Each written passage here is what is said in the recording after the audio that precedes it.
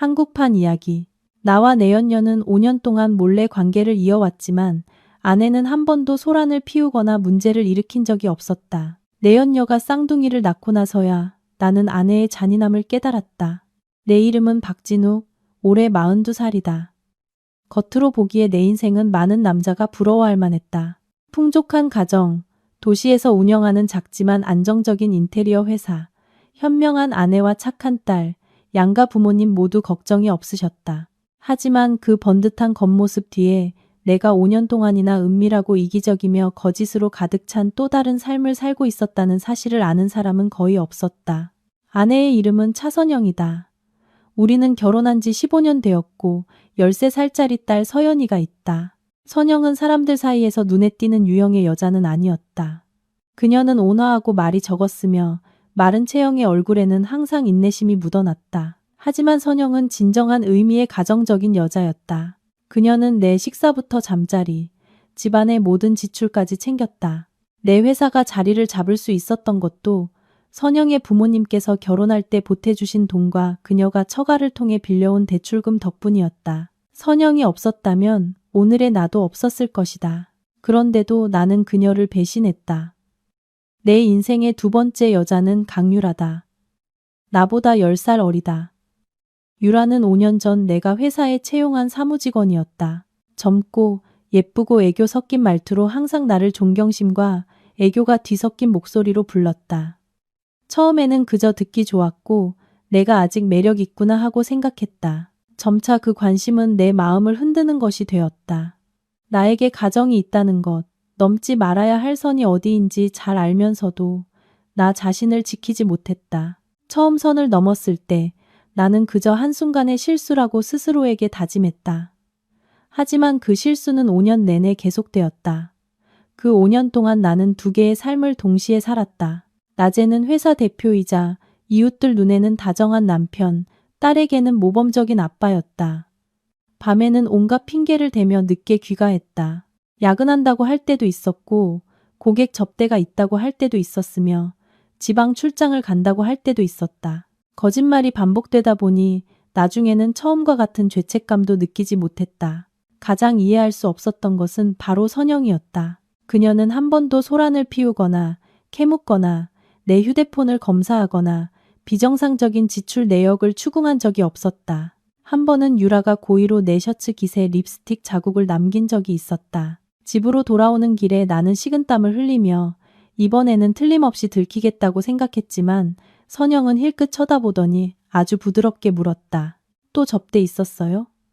사람이 많아서 누구랑 부딪혔나 보네. 나는 구명조끼라도 잡은 듯 즉시 고개를 끄덕이며 그 말에 따랐다. 선영은 더 묻지 않고 조용히 내 셔츠를 벗겨 세탁하러 가져갔다. 그녀의 얼굴은 무서울 정도로 평온했고 분노도 책망도 심지어 슬픔도 없었다. 술에 취해 집에 늦게 들어온 밤에도 선영은 일어나 따뜻한 꿀물을 타주고 옷을 걸고 바지를 개어주었다. 불평 한마디 없었다. 가끔 나는 스스로에게 물었다. 선영이 너무 순진한 걸까?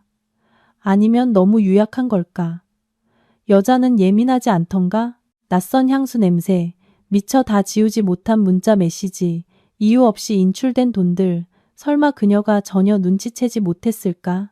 나는 선영의 침묵을 내 자신을 변명하는 핑계로 삼기도 했다. 아마 그녀가 딸 때문에 가정을 지키기 위해 눈 감아주는 것이라고 생각했다. 심지어 나는 가정을 지키면서 밖에서 새로운 감정을 즐길 수 있게 해주는 현명한 아내를 둔 것이 행운이라고까지 생각했다. 유라는 달랐다. 그녀는 종종 불만을 표시했다.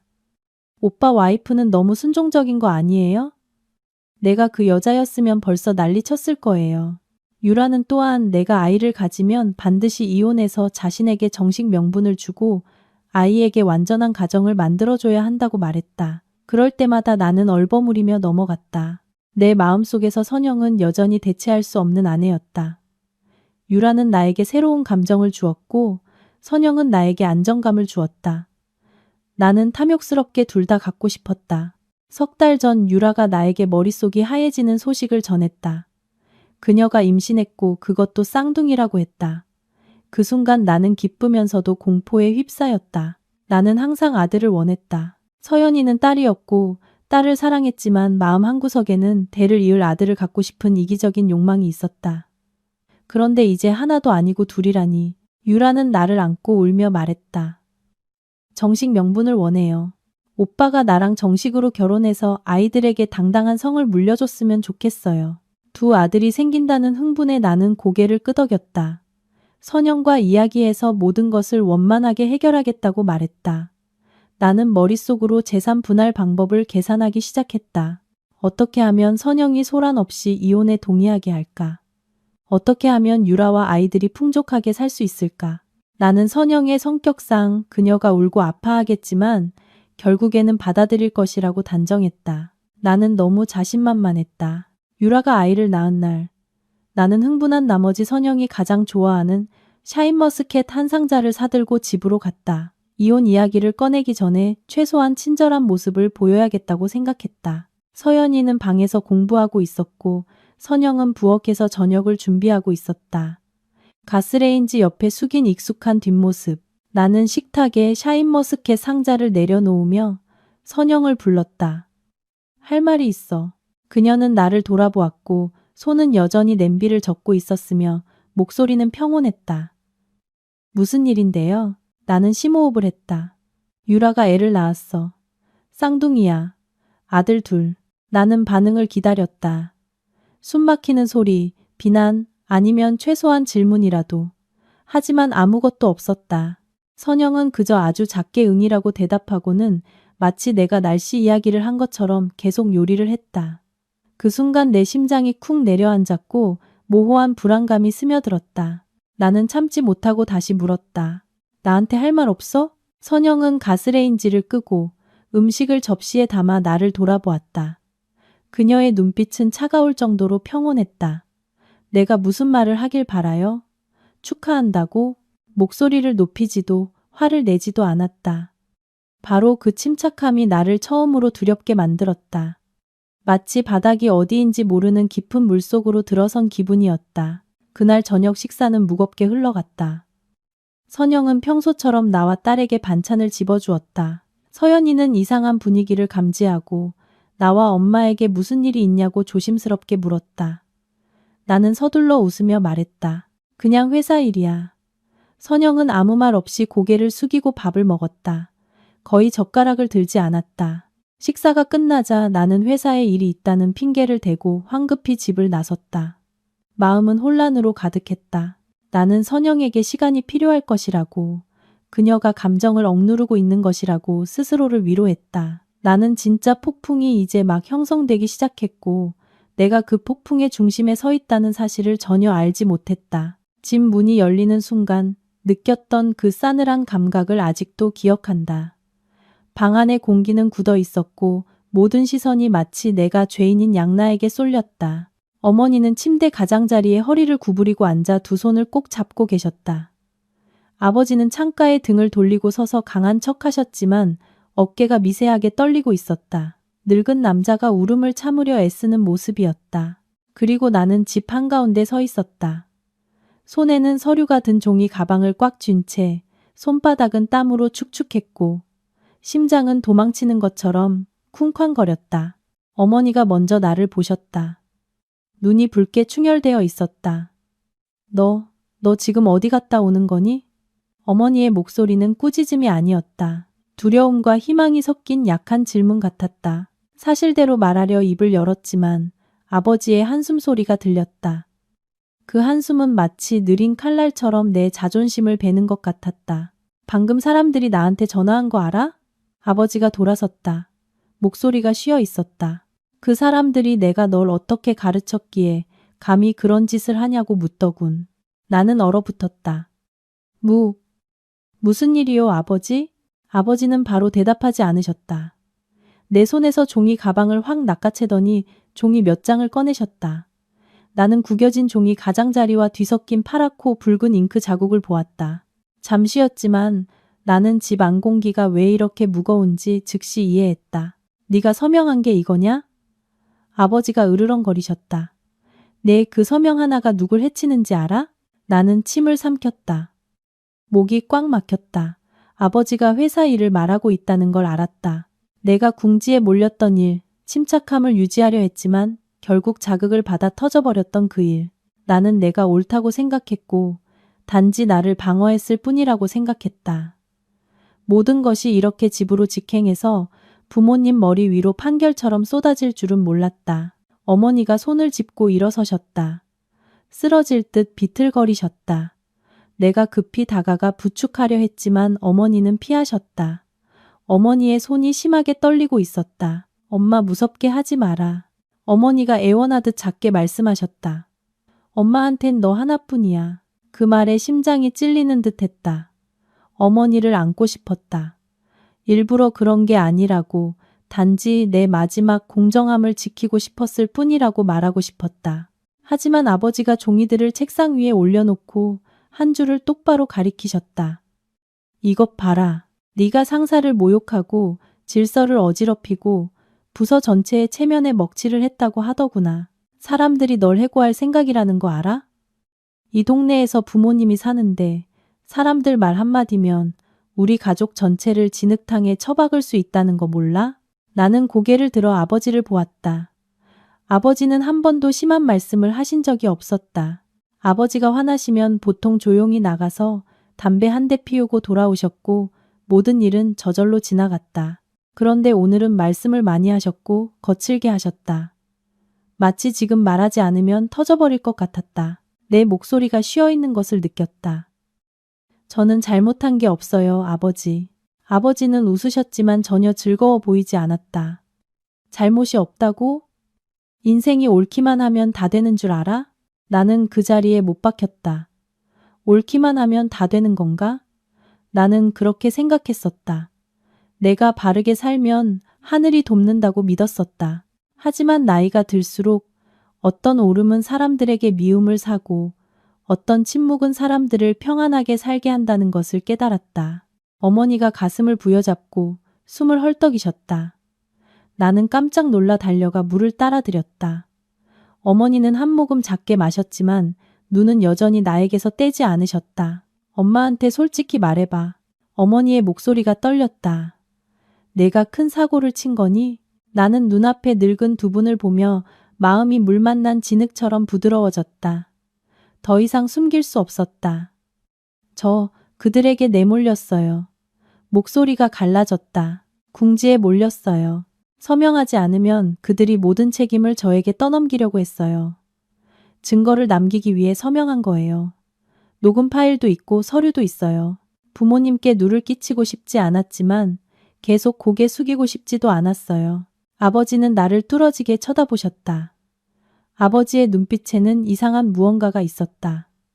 분노도 동정도 아니었다. 마치 두 가지 선택지, 자식을 보호할 것인가 아니면 평온을 지킬 것인가 사이에서 저울질하는 사람 같았다. 한참 후에야 아버지가 천천히 말씀하셨다.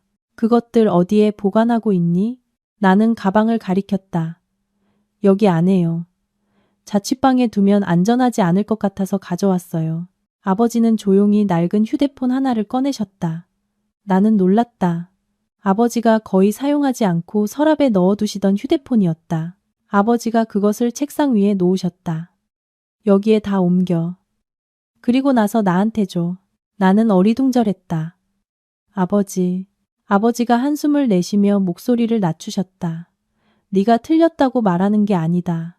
하지만 그 사람들이 널 가만두지 않을 거란 건 안다.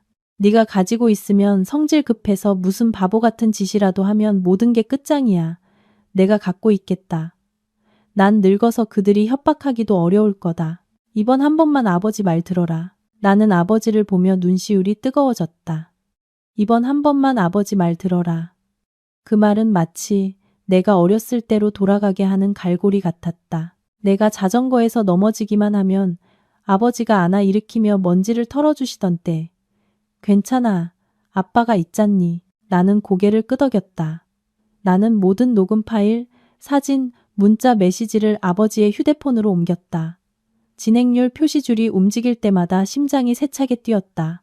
마치 아버지에게 뜨거운 숯덩이를 건네는 기분이었다. 모든 것이 끝나자 아버지는 휴대폰을 주머니에 넣고 지퍼를 조심스럽게 잠그셨다.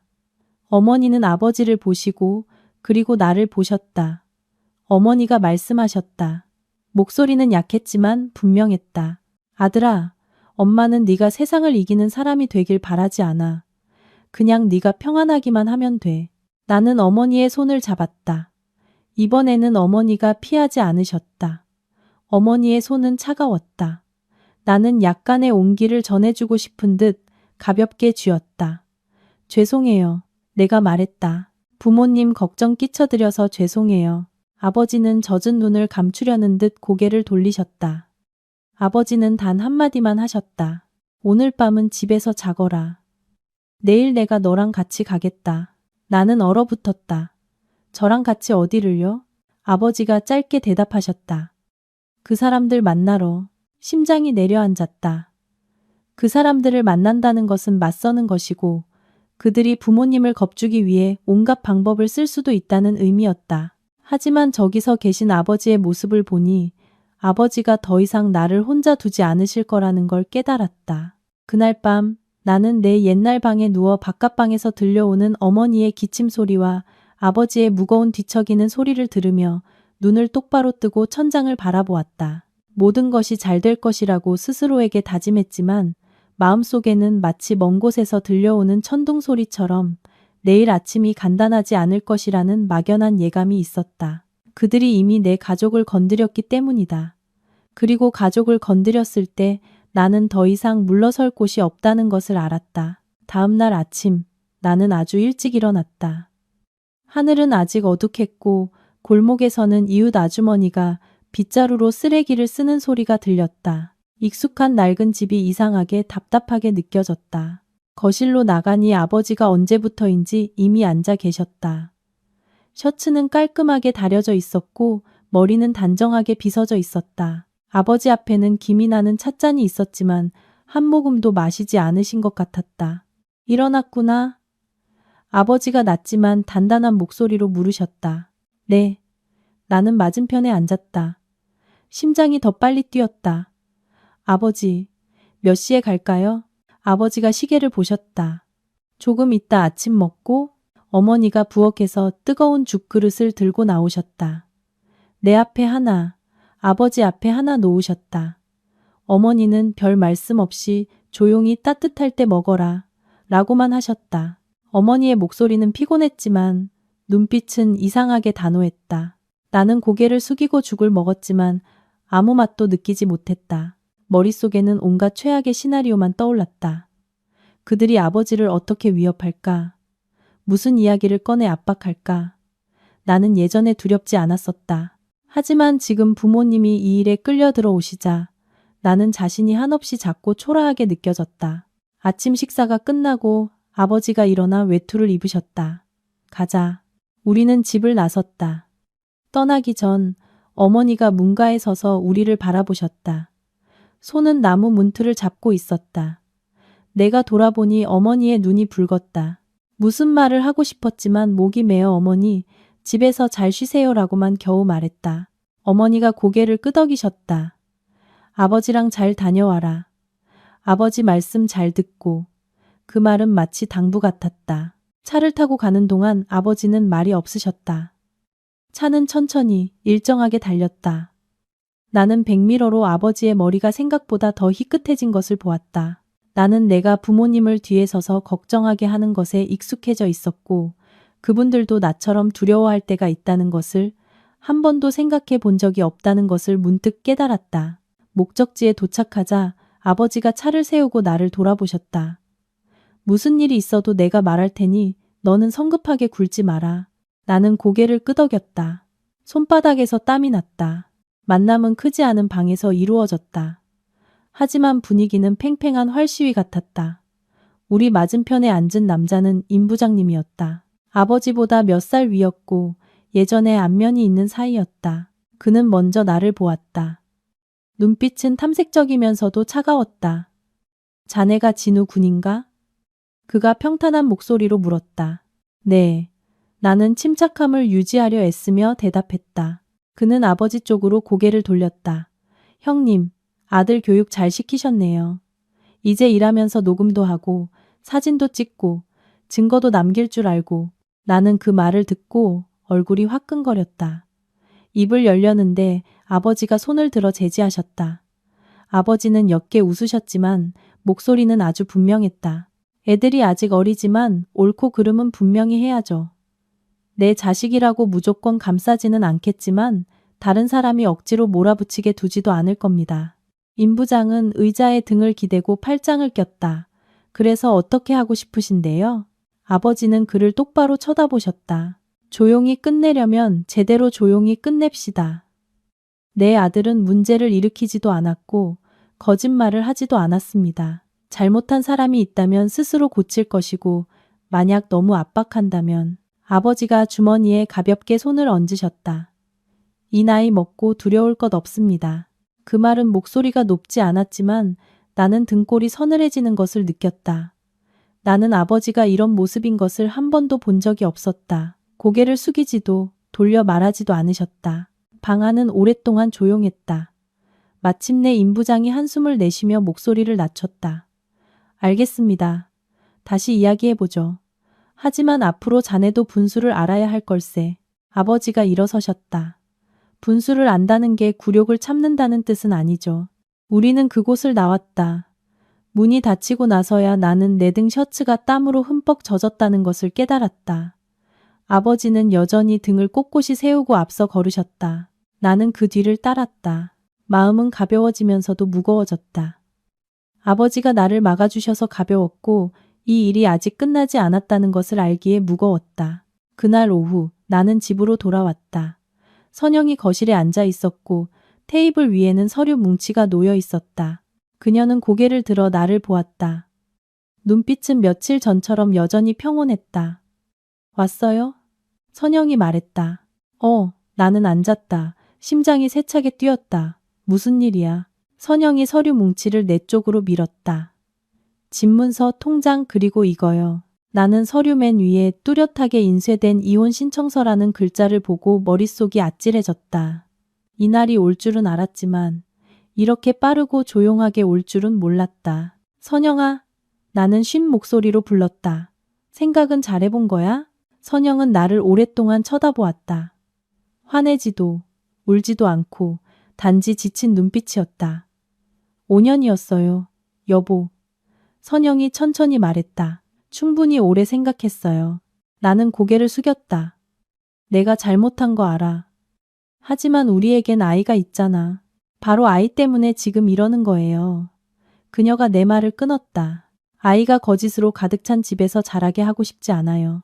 나는 말이 막혔다. 양육비는 충분히 줄게. 아이를 버리지 않아. 선영이 고개를 끄덕였다. 알아요. 당신이 아빠 역할을 하는 걸 막지 않아요. 단지 내가 당신 아내이기를 그만두는 것뿐이에요. 나는 심장이 찢어지는 듯한 고통을 느꼈다. 나는 선영이 유약하다고 생각했었다. 이제야 그녀의 침묵이 인내가 아니라 적절한 때를 기다리는 것이었음을 깨달았다. 그 여자는요? 선영이 계속 물었다. 목소리는 여전히 평탄했다. 어떻게 할 생각이에요? 나는 바로 대답하지 못했다. 유라와 갓 태어난 두 아이의 모습이 머릿속에 떠올랐다. 나는 탐욕의 대가가 어느 쪽도 온전하지 않다는 것을 분명히 보았다. 책임질 거야. 나는 안전한 대답처럼 말했다. 선영이 아주 옅게 웃었다. 책임을 묻는 게 아니에요. 당신이 행복하냐고 묻는 거예요. 나는 얼어붙었다. 나는 스스로에게 그 질문을 한 번도 해본 적이 없었다. 선영이 일어나 핸드백을 들었다. 서류는 서명했어요. 읽어보고 결정해요. 서연이는 당분간 외갓집에 데리고 가 있을게요. 일이 끝나면 아이에게 이야기하죠. 선영이 문으로 걸어갔다.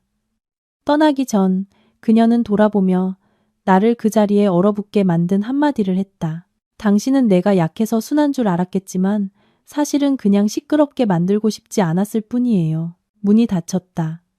나는 오랫동안 그곳에 앉아 테이블 위의 서류를 바라보았다. 인생에서 처음으로 나는 온화한 여자의 잔인함이 무엇인지 이해했다. 소리 지를 필요도 복수할 필요도 없이 그저 단호하고 깨끗하게 떠나버리는 것. 그리고 나는 앞으로 나를 기다리는 것들이 훨씬 더 어려울 것이라는 것을 알았다. 그 후 며칠은 나에게 회색빛 아침이 계속 이어지는 것 같았다. 선영은 서연이를 데리고 외갓집으로 갔다. 익숙했던 집은 갑자기 텅 비어 차갑게 느껴졌다. 매일 밤 집에 돌아오면 불은 켜져 있었지만 부엌에서 들리던 선영의 슬리퍼 소리도 따뜻한 국 냄새도 방에서 아빠 하고 부르던 아이의 목소리도 더 이상 없었다. 나는 이혼 서류를 여러 번 들었다가 다시 내려놓았다. 망설여서가 아니라 나에게 망설일 권리가 있는지조차 몰랐기 때문이었다. 선영은 나보다 너무 앞서 나갔다. 그녀는 나에게 붙잡을 여지를 남기지 않고 그저 차갑고 명확한 길 하나만 남겨두었다. 사흘 후 나는 병원으로 유라를 찾아갔다. 두 아이는 인큐베이터 안에 누워 있었다. 붉고 작고 백백거리며 숨을 쉬고 있었다. 나는 오랫동안 서서 바라보았다. 인생에서 처음으로 나는 내가 아버지이면서 동시에 빚쟁이라는 것을 느꼈다. 유라는 나를 보았다. 눈빛은 피곤하면서도 기대에 차 있었다. 그 여자한테 말했어요? 유라가 물었다. 나는 고개를 끄덕였다. 응. 유라는 안도의 한숨을 쉬며 입꼬리를 올려 웃었다. 그럼 잘 됐네요. 그럴 줄 알았어요. 그 여자 순하니까 오빠를 힘들게 하진 않을 거예요. 그 말이 나를 불편하게 했다. 나는 한때 나를 매료시켰던 유라의 얼굴을 보며 문득 낯설게 느껴졌다. 선영이가 서류에 서명했어. 내가 천천히 말했다. 하지만 일이 내 생각처럼 간단하지는 않아. 유라가 미간을 찌푸렸다. 간단하지 않다니요? 내가 오빠 아들 둘을 낳아줬는데 뭘 더 바라는 거예요? 나는 침묵했다. 지난 5년 동안 나는 유라에게 내 진짜 생각을 한 번도 말해주지 않았다는 것을 문득 깨달았다. 나는 그저 그녀가 듣고 싶어 하는 말만 했다. 양육비는 줄 거야. 내가 말했다. 아이들에게 아빠로서의 책임은 다할 거야. 하지만 결혼 문제는 확신할 수 없어. 유라가 벌떡 일어났다. 목소리가 높아졌다. 무슨 소리예요? 나한테 어떻게 약속했어요? 내가 오빠를 위해 임신하고 아이를 낳았는데 이제 와서 발뺌하려는 거예요? 방 안에서 아이들의 울음소리가 터져 나왔다. 나는 두 아이를 보며 가슴이 조여왔다. 발뺌하는 거 아니야. 내가 목소리를 낮췄다. 하지만 아무 일도 없었던 것처럼 모든 것을 할 수는 없어. 나는 방금 가정을 잃었단 말이야. 유라가 옅게 웃었다. 가정? 나랑 몰래 만날 때도 가정이 있었어요? 그 질문은 마치 뺨을 맞은 것 같았다. 나는 대답할 수 없었다. 유라는 고개를 돌렸다. 눈물이 흘러내렸다. 오빠가 모를 줄 알아요? 유라가 메인 목소리로 말했다. 오빠 와이프가 모를 줄 알아요? 순한 여자라고 바보는 아니에요. 나는 혼란스러운 마음으로 병원을 나섰다. 바람이 얼굴을 때리도록 오랫동안 걸었다. 머릿속에는 선영의 눈빛, 유라의 눈빛, 그리고 두 아이의 붉은 얼굴이 계속 떠올랐다. 그 세 개의 세계가 나를 세 방향으로 끌어당겼고 나는 그 가운데 서서 어디로 가야 할지 몰랐다. 저녁에 아버지께서 전화하셨다. 집에 와서 밥 먹어라. 아버지가 말씀하셨다. 어머니가 차려놓으셨다. 나는 집으로 갔다. 소박한 밥상, 세 사람뿐이었다. 어머니가 내게 생선살을 발라주시며 탐색하듯 나를 보셨다. 그쪽은 어떻게 됐니? 어머니가 물으셨다. 나는 어머니가 무엇을 묻는지 알았다. 나는 사실대로 답했다. 쌍둥이를 낳았어요. 아이들은 건강해요. 어머니가 한숨을 쉬셨다. 선영이는? 나는 고개를 숙였다. 선영이가 이혼 서류에 서명했어요. 어머니는 오랫동안 침묵하시다가 천천히 말씀하셨다. 네가 그 여자랑 아이를 낳은 걸 탓하지는 않는다. 다만 네가 상처받지 말아야 할 사람에게 상처를 준 것이 슬플 뿐이다. 아버지가 젓가락을 내려놓으셨다. 이혼하려면 제대로 해. 그쪽이 손해보게 하지 마라. 나는 고개를 끄덕였다. 알겠습니다. 그날 밤 나는 텅 빈 집으로 돌아왔다.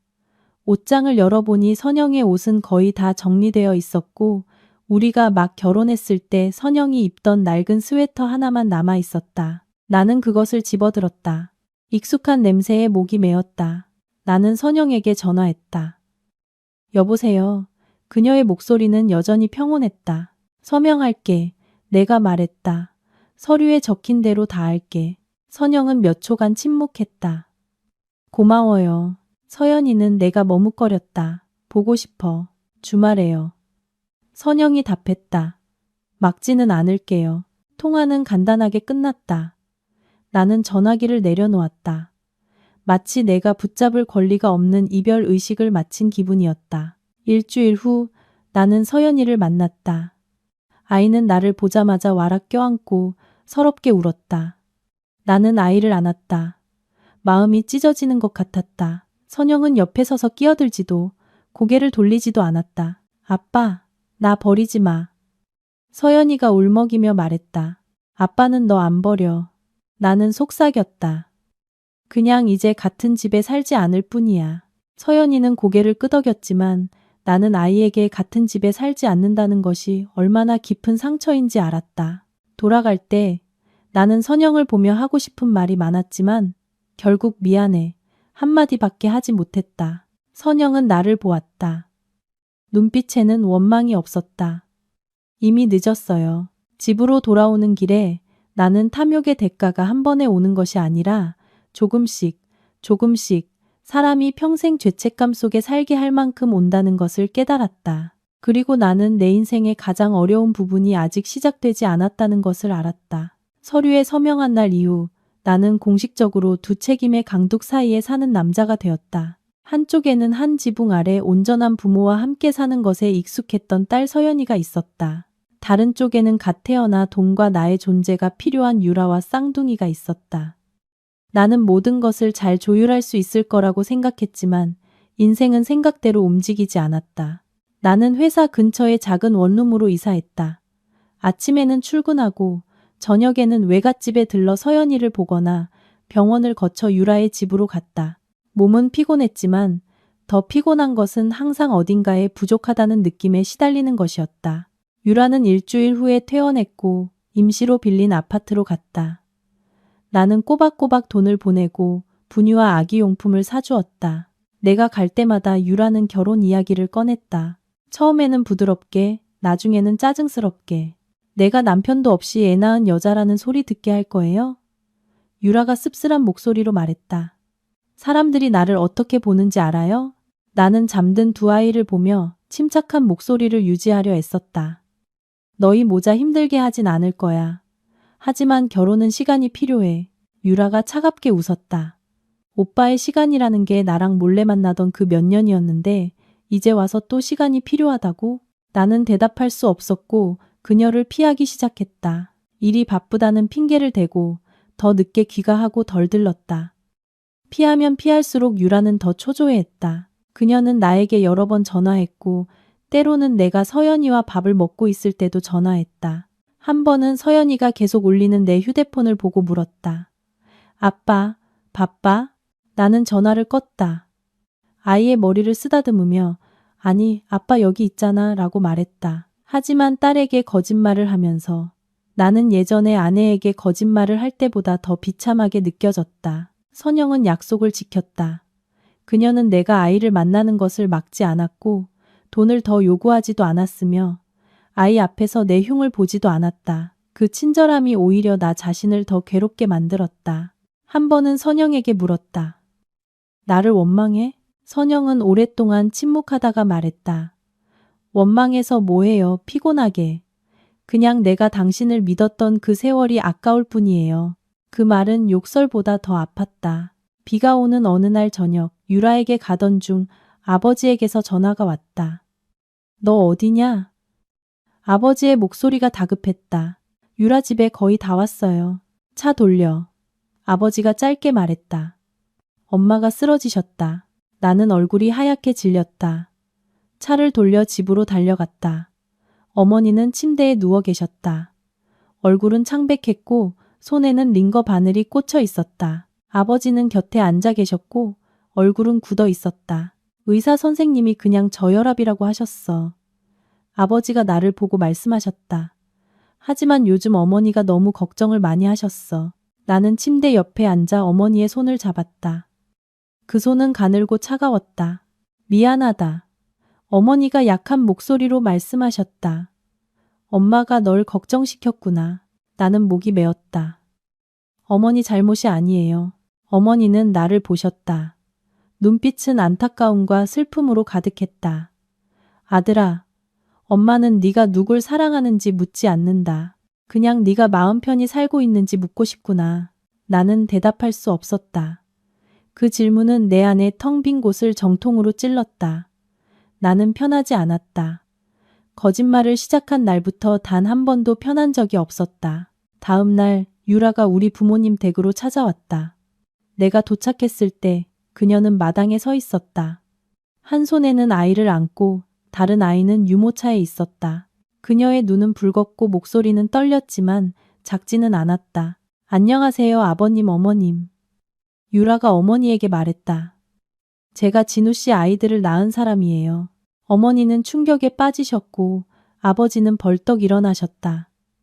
누구도 유라가 이렇게 직접 찾아올 줄은 예상하지 못했다. 나는 유라를 한쪽으로 끌고 갔다. 너 지금 뭐 하는 거야? 유라는 억울함 가득한 눈빛으로 나를 보았다. 더 이상 숨고 싶지 않아서요. 이제 분명히 해야겠어요. 내 아이들이 제대로 된 명분도 없이 살 수는 없잖아요. 아버지가 다가오셨다. 목소리는 낮았지만 엄격했다. 집에 들어와서 이야기하게. 집 안의 공기는 무거웠다. 유라는 아이를 내려놓고 지난 몇 년간의 일과 내가 했던 약속에 대해 또박또박 이야기했다. 그녀는 울었지만 눈물은 그녀의 단호함을 가리지 못했다. 어머니는 듣고 나서 한숨을 쉬셨다. 네가 내 아들 아이를 낳았으니 책임을 부정하지는 않겠다. 하지만 결혼은 두 사람의 문제지 누구도 강요할 수 없는 거다. 유라가 나를 돌아보았다. 오빠, 말해봐요. 나는 발가벗겨진 기분으로 그들 사이에 섰다. 나는 부모님을 보고 유라를 보고 그리고 선영과 서연이를 생각했다. 나는 뒤늦게 한 가지를 깨달았다. 나는 다른 사람들이 내 결정을 기다리게 하는데 익숙했고 나 자신은 회피해왔다. 아이들에게 책임은 다할 거야. 내가 말했다. 하지만 결혼은 안 해. 유라는 망연자실했다. 전 부인 때문에요? 나는 고개를 저었다. 나 자신 때문에. 나는 더 이상 어떤 약속도 할 자격이 없어. 유라는 울음을 터뜨리며 아이를 안고 떠났다. 아이의 울음소리가 마당의 빗소리와 섞여 가슴을 찔렀다. 그날 밤 나는 잠을 이루지 못했다. 나는 혼자 앉아 있었다. 처음으로 진실과 정면으로 마주했다. 잔인함은 선영처럼 침묵하는 사람들에게만 있는 것이 아니었다. 그것은 내가 아무런 대가 없이 모든 것을 가질 수 있다고 생각했던 나 자신에게도 있었다. 그리고 나는 내가 잃어버린 것들을 되찾는 길이 매우 길고 고통스러우며 누구도 나를 대신에 걸어줄 수 없다는 것을 알았다. 유라가 아이를 안고 부모님 댁에 다녀간 후 모든 것이 더 차갑고 날카로운 다음 장으로 넘어간 듯했다. 유라는 더 이상 내게 전화하지 않았다. 그녀는 단 한 통의 문자만 보냈다. 걱정 마세요. 더는 오빠를 귀찮게 하지 않을게요. 짧은 문자였지만 읽고 나니 오히려 불안해졌다. 나는 유라가 쉽게 포기할 사람이 아니라는 것을 알았다. 이 침묵은 조용히 번져가는 균열 같았다. 나는 여전히 분유, 기저귀, 병원비, 집세를 꼬박꼬박 보냈다. 아빠로서 해야 할 모든 것을 했다. 단 한 가지, 온전한 존재감만 빼고 아이들을 보러 갈 때마다 유라는 나를 들여보내 주었다. 울지도 비난하지도 않고 차가울 정도로 예의 바르게 행동했다. 바로 그 평온함이 나를 더 큰 빚을 지고 있는 것처럼 느끼게 했다. 한편 서연이에게 변화가 생기기 시작했다. 아이는 예전보다 말이 줄었고 혼자 앉아있는 시간이 많아졌다. 한 번은 아이와 밥을 먹으러 갔는데 아이가 아주 작게 물었다. 아빠는 이제 나 사랑 안 해? 그 질문에 나는 목이 메었다. 왜 그렇게 물어? 서연이가 고개를 숙였다. 친구가 그랬어. 아빠한테 다른 아기가 생기면 원래 있던 자식은 더 이상 사랑하지 않는다고. 나는 아이를 품에 안았다. 서연이는 아빠 딸이야. 그건 절대 변하지 않아.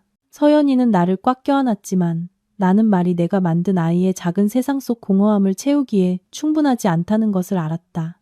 어느 날 오후 선영에게서 전화가 왔다. 시간 괜찮아요? 무슨 일이야? 서연이가 열이 나서 병원에 데려왔어요. 나는 즉시 모든 일을 팽개치고 병원으로 달려갔다. 서연이는 침대에 누워 얼굴이 빨갛게 달아올라 있었고 땀이 송골송골 맺혀 있었다. 선영은 곁에 앉아 물수건으로 아이의 이마를 닦아주고 있었다. 그 광경은 가슴 아플 정도로 익숙했다. 의사는 서연이가 단순한 바이러스성 고열이라며 하루 이틀 지켜보면 괜찮을 거라고 했다. 나는 안도의 한숨을 쉬었다. 복도에 단둘이 남았을 때 나는 선영에게 말했다. 고마워. 선영이 고개를 끄덕였다. 들어가서 아이 좀 봐요. 난 죽 좀 사올게.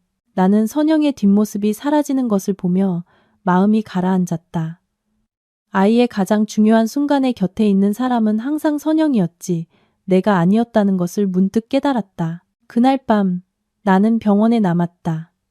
서연이는 잠이 들었고 작은 손은 내 손을 놓지 않았다. 나는 아이를 보며 앉아 있었다. 머릿속에는 한 가지 질문이 계속 맴돌았다. 만약 과거로 돌아갈 수 있다면 나는 다른 선택을 했을까? 이른 아침 아버지께서 오셨다. 아버지는 서연이를 보시고는 나를 돌아보셨다.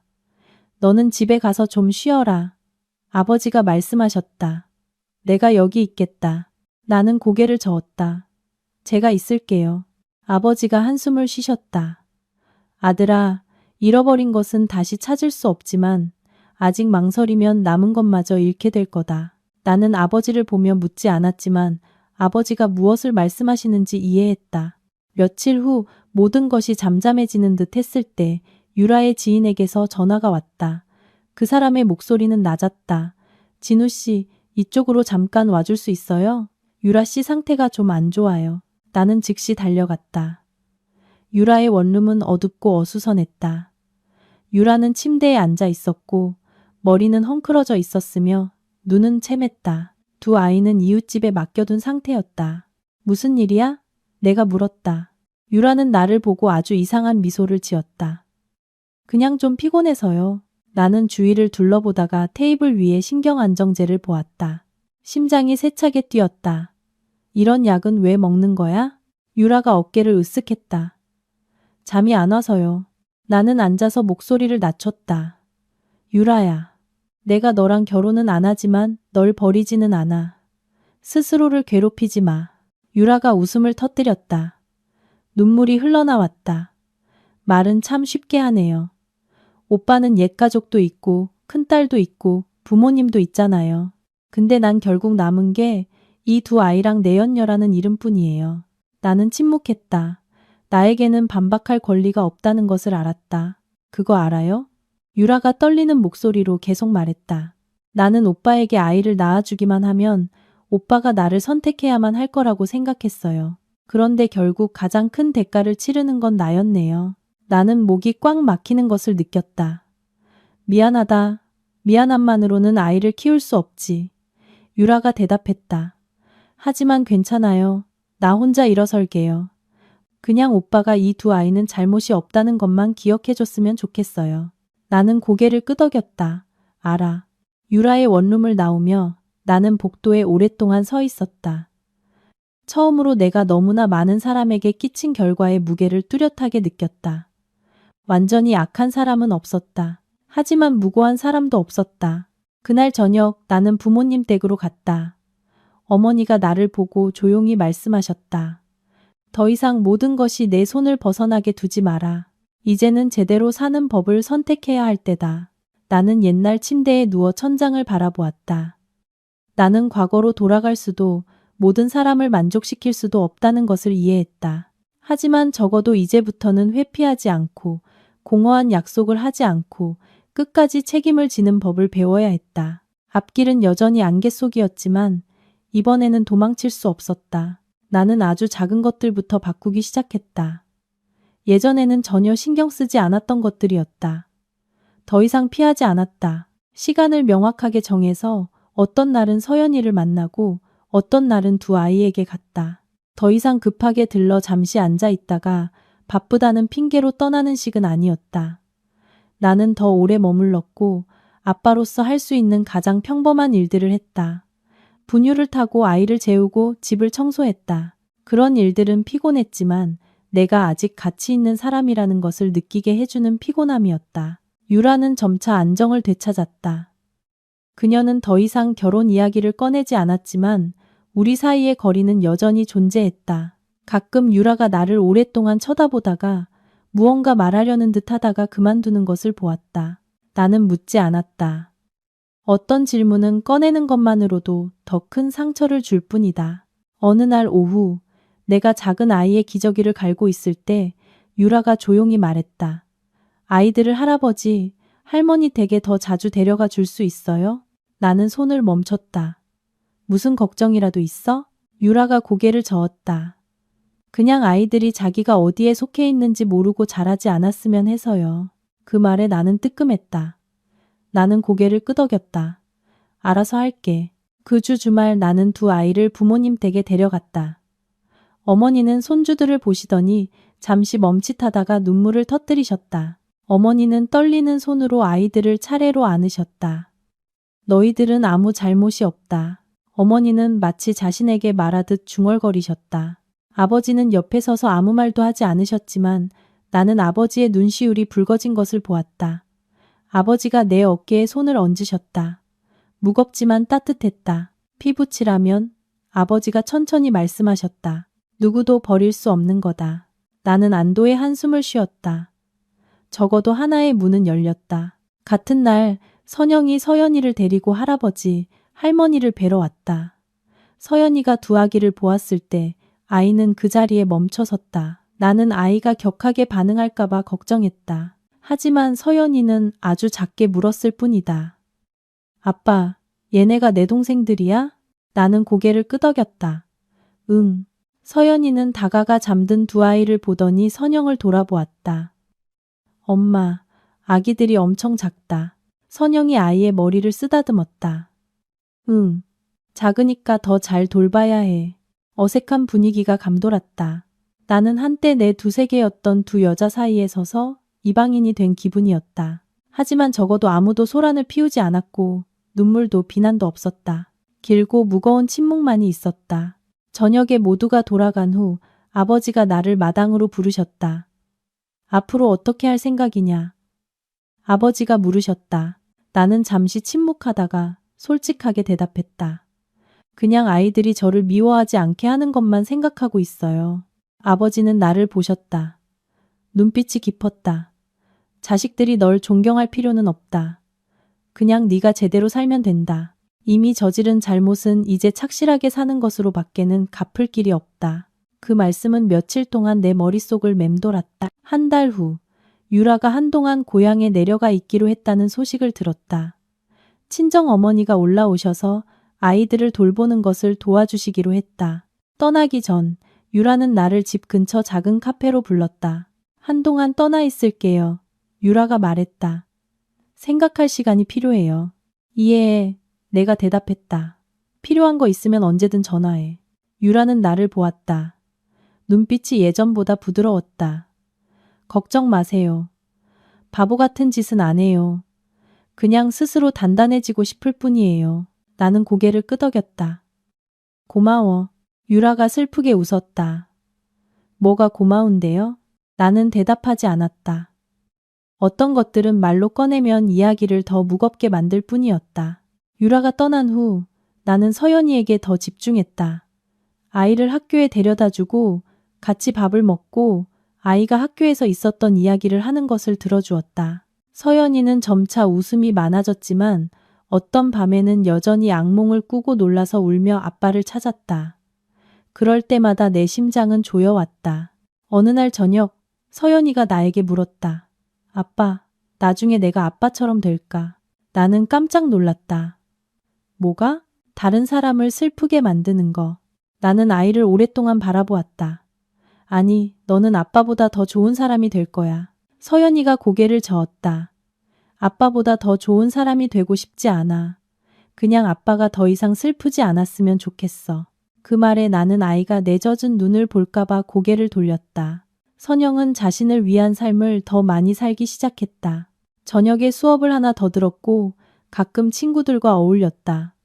만날 때마다 선영은 적당한 거리를 유지했다. 가깝지도 차갑지도 않았다. 선영의 평온함은 그녀가 정말로 나를 넘어섰다는 것을 이해하게 했다. 한 번은 선영에게 물었다. 만약 그때 내가 달랐다면 당신은 남았을까? 선영은 망설임 없이 나를 보았다. 아니요. 어떤 균열은 억지로 메우면 더 보기 흉해질 뿐이에요. 나는 고개를 끄덕였다. 더 이상 묻고 싶은 것이 없었다. 점점 나는 쓰라리지만 명확한 진실 하나를 깨달았다. 실수의 대가는 모든 것을 잃는 것이 아니라 자신이 저지른 일을 평생 정신 똑바로 차리고 감당하며 사는 것이었다. 아무도 나를 벌하지 않았다. 하지만 나 자신이 매일 빚을 갚는 법을 배우고 있었다. 그리고 나는 가장 큰 시련이 아직 앞에 남아있다는 것을 알았다. 아이들이 자라고 더 어려운 질문들이 나타나고 내가 더 이상 숨을 곳 없이 나 자신과 마주해야 할 때 시간은 이전의 사건들처럼 시끄럽지 않게 그러나 사람이 피할 수 없는 질문들과 마주하기에 충분히 길게 천천히 흘러갔다. 나는 새로운 생활 리듬에 익숙해지기 시작했다. 일주일에 몇 번만 서연이를 만나는 것, 매일 밤 차가운 원룸으로 돌아오는 것에 익숙해졌다.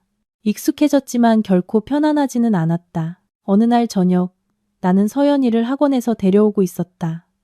아이가 갑자기 아주 자연스러운 목소리로 말했다. 아빠, 다음 주에 우리 반 학부모 상담이 있어. 나는 즉시 대답했다. 응, 아빠가 휴가 낼게. 서연이는 잠시 침묵하더니 말을 이었다. 엄마가 아빠 바쁘면 자기가 가도 된대. 그 말에 나는 한 박자 멈칫했다. 나는 선영이 내 역할을 막지는 않지만 더 이상 기대하지도 않는다는 것을 이해했다. 내 아이의 삶의 중심에서 밀려난 기분은 어떤 비난보다 더 아팠다. 그날 밤 아빠가 갈게. 내가 확실하게 말했다. 걱정 마. 서연이는 미소 지었지만 그 미소에는 마치 아이가 너무 많이 기대하지 않으려는 듯한 조심스러움이 묻어 있었다. 유라는 전화해서 이제 괜찮다고 알려왔다. 전화기 너머 유라의 목소리는 차분했고 더 이상 날카롭지 않았다. 고향에 한동안 가 있으니 마음이 한결 가벼워졌어요. 유라가 말했다. 엄마가 아이들 봐주시고 애들 좀 더 크면 다시 일하러 올라올 거예요. 다행이다. 내가 대답했다. 필요한 거 있으면 말해. 유라는 몇 초간 침묵하더니 말했다. 내 걱정은 너무 하지 말고 서연이 걱정이나 해요. 그 아이가 제일 힘들었을 테니까. 그 말에 나는 잠시 멈췄다. 처음으로 유라가 질투가 아닌 아주 다른 목소리로 서연이를 언급했다. 학부모 상담 날 나는 일찍 도착했다. 선영은 이미 그곳에 앉아 있었다. 등은 꼿꼿했고 얼굴은 평온했다. 그녀는 내게 옛 지인에게 하듯 고개를 끄덕여 인사했다. 선생님이 서연이의 이름을 부르자 나와 선영은 함께 일어섰다. 그 순간은 짧았지만 변화를 뚜렷하게 느끼기에 충분했다. 우리는 더 이상 부부가 아니라 한 아이에게 함께 책임이 있는 두 어른이었다. 선생님은 서연이가 착하고 성적도 좋지만 작은 우려사항이 있다고 했다. 요즘 아이가 예전보다 발표를 잘 안 해요. 좀 조용해진 것 같아요. 나는 선영을 쳐다보았다. 선영은 이미 알고 있었다는 듯 작게 고개를 끄덕였다. 교실을 나오며 선영이 내게 말했다. 아이한테 시간을 좀 더 써줘요. 서연이는 말은 안 해도 다 신경 쓰고 있어요. 나는 고개를 끄덕였다. 알아, 노력할게. 선영은 나를 보았다. 목소리는 부드러웠지만 단호했다. 노력이 아니라 해야만 하는 거예요. 나는 반박하지 않았다. 나는 더 이상 노력이라는 단어를 쓸 권리가 없다는 것을 알았다. 어느 날 오후, 아버지가 동네 찻집으로 나를 부르셨다. 아버지는 나를 오랫동안 보시더니 물으셨다. 외롭지 않으냐? 나는 옅게 웃었다. 외롭죠, 아버지. 아버지가 고개를 끄덕이셨다. 외로움은 네가 치러야 할 대가다. 하지만 네가 제대로 살 줄 안다면 외로움은 벌이 아니라 교훈이 될 거다. 나는 아버지가 계속 말씀하시는 것을 조용히 들었다. 동정심 때문에 누가 돌아오길 바라지 마라. 그리고 책임을 핑계로 내 진짜 감정을 외면하지도 마라. 네가 잘못한 곳에서 매일 조금씩 고쳐나가라. 그 말씀은 밤늦게까지 내 머릿속을 맴돌았다.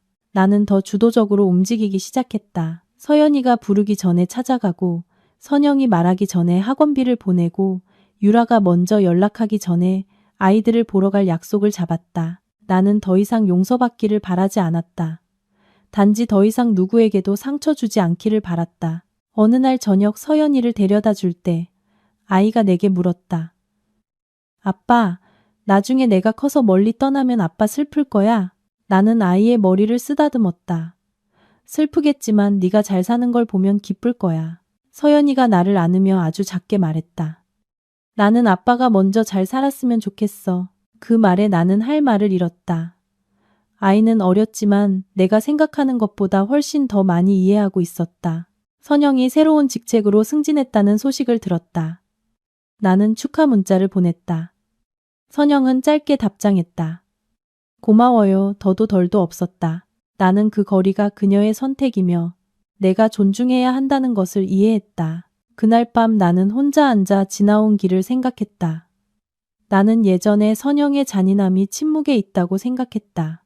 하지만 이제 와서야 진짜 잔인함은 한 사람이 더 이상 당신을 비난할 필요조차 느끼지 못할 때라는 것을 깨달았다. 왜냐하면 그들은 이미 당신을 마음에서 지워버렸기 때문이다. 나는 더 이상 누구도 원망하지 않았다. 나는 단지 내 책임을 더 분명히 볼 뿐이었다. 착실하게, 꾸준하게, 과시하지 않고 사는 것.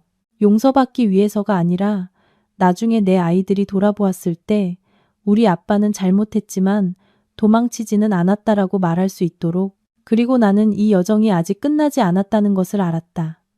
가장 어려운 질문들은 아이들이 더 컸을 때, 진실을 더 이상 돌려 말할 수 없을 때 찾아올 것이다. 그때 나는 약속이 아니라 내 삶의 방식으로 대답해야 할 것이다. 그의 장마는 일찍 찾아왔다. 길고 무거운 비가 내려 도시는 항상 내 마음처럼 축축했다. 나는 여전히 규칙적인 생활을 유지했다. 출근하고 서연이를 데리러 가고 두 아이를 방문하고 원룸으로 돌아왔다. 모든 것이 제자리를 찾은 듯했지만 나는 이 평온함이 더 큰 질문들 앞에 놓인 고요한 수면일 뿐이라는 것을 알았다. 어느 날 저녁 서연이가 장문 숙제를 가져왔다. 주제는 우리 가족에 대해 이야기해보세요였다. 아이는 책상 앞에 앉아 오랫동안 펜을 깨물며 망설였다. 아빠, 서연이가 불렀다. 나 뭐라고 써야 해?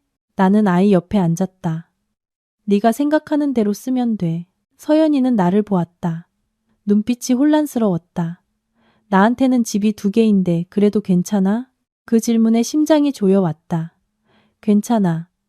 가족은 한 가지 모습만 있는 게 아니야. 서연이는 고개를 끄덕였지만 나는 아이 머릿속에 아직 이해하지 못하는 것들이 많다는 것을 알았다. 서연이가 글을 다 쓰고 내게 보여주었다. 아이는 엄마에 대해, 할아버지 할머니에 대해, 그리고 아빠에 대해 썼다.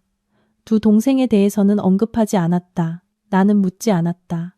어른들이 아이에게 억지로 채우게 해서는 안 되는 공백이 있다. 그날 밤 선영이 내게 전화했다. 시간 괜찮아요? 선영이 물었다. 잠깐 이야기 좀 하고 싶어서요. 우리는 외갓집 근처의 익숙한 찻집에서 만났다. 선영은 먼저 와 있었다. 단정하고 차분한 모습이었다. 그녀는 바로 본론으로 들어갔다. 서연이가 이제 크고 있어요. 선영이 말했다. 질문이 더 많아질 거예요. 아이에게 어떻게 말할지 우리가 미리 맞춰야 할 것 같아요. 나는 고개를 끄덕였다. 나도 그렇게 생각했어. 선영은 나를 보았다. 눈빛이 진지했다. 아이에게 숨기고 싶지는 않지만 충격을 주고 싶지도 않아요. 당신은 대답할 준비가 되어 있어야 해요. 얼버무리지 말고요. 나는 고개를 숙였다. 알아. 가장 부드러운 방식으로 사실대로 말할게. 선영은 잠시 침묵하더니 말을 이었다. 그리고 한 가지 더. 지인에게 들었는데 유라 씨가 곧 다시 도시로 올라온다고 하더군요. 나는 고개를 들었다. 응, 나한테도 말했어. 그렇다면 선영이 천천히 말했다. 당신은 더 분명하게 행동해야 해요. 서연이가 밖에서 이상한 소리를 듣게 하고 싶지 않아요. 나는 고개를 끄덕였다. 나는 선영이 질투나 비난 때문에 말하는 것이 아니라 아이를 위해서 말하고 있다는 것을 알았다. 나는 더 이상 모든 것을 엉망으로 만들어서는 안 되었다. 며칠 후 유라가 돌아왔다. 그녀는 나를 원룸 근처 작은 공원에서 만나자고 했다. 두 아이는 외할머니가 봐주고 계셨다. 유라는 예전과 달라 보였다. 더 말랐지만 눈빛은 평온했다. 다시 일하려고요. 유라가 말했다. 회사 근처에 집을 구할 거예요. 모든 건 제가 알아서 할 수 있어요. 잘 생각했어. 내가 대답했다. 유라는 나를 보았다. 오빠를 힘들게 하려고 돌아온 거 아니에요. 그냥 몇 가지를 분명히 하고 싶었어요. 나는 조용히 기다렸다. 결혼해달라고 안 해요. 유라가 말했다. 그냥 약속만 지켜줘요. 아이들이 필요할 때 곁에 있어주고 당신의 아이들이 자신들이 실수로 태어난 존재라고 느끼지 않게 해줘요. 그 말에 나는 목이 메었다. 약속할게. 유라가 고개를 끄덕였다. 서연이랑도 기회가 된다면 만나고 싶어요. 지금은 아니고요. 아이가 준비되었을 때요. 나는 오랫동안 생각했다. 서연이 의사를 물어볼게. 강요하지는 않을 거야. 유라가 옅게 미소 지었다. 그거면 충분해요. 그날 저녁 나는 부모님 댁에 갔다. 어머니는 작은 아이들의 옷을 개고 계셨다. 어머니가 고개를 들어 나를 보셨다. 유라가 돌아왔다며. 네. 어머니가 한숨을 쉬셨다. 이 길이 쉽지는 않을 거다. 하지만 어른들이 견딜 수 있는 만큼 아이들도 견딜 수 있다는 걸 기억해라. 내 잘못을 아이들이 대신 짊어지게 하지 마라. 나는 고개를 끄덕였다. 어머니의 말씀 한마디 한마디가 가슴에 모처럼 박히는 것 같았다. 주말에 나는 서연이를 데리고 산책을 갔다. 벤치에 앉았을 때 나는 아이에게 천천히 돌려 말하지 않고 말했다. 서연아, 아빠가 할 말이 있어. 아빠한테는 2명의 동생이 더 있어. 그 애들은 너랑 같은 집에 살지는 않지만 네 동생들이야. 서연이는 오랫동안 침묵했다. 나는 숨을 죽이고 기다렸다. 아빠는 동생들을 나보다 더 사랑해? 서연이가 작은 목소리로 물었다. 나는 아이를 품에 안았다. 아니, 아빠는 너희를 각기 다른 방식으로 사랑하지만 사랑이 줄어드는 건 아니야. 서연이는 울지 않았다. 아이는 그저 오랫동안 내게 기댔다. 아직 익숙하지 않지만 노력해 볼게. 나는 고개를 끄덕였다. 목이 메었다. 노력하지 않아도 돼. 네가 준비될 때까지 기다릴게. 그 후 며칠 동안 나는 새로운 압박감을 뚜렷하게 느꼈다.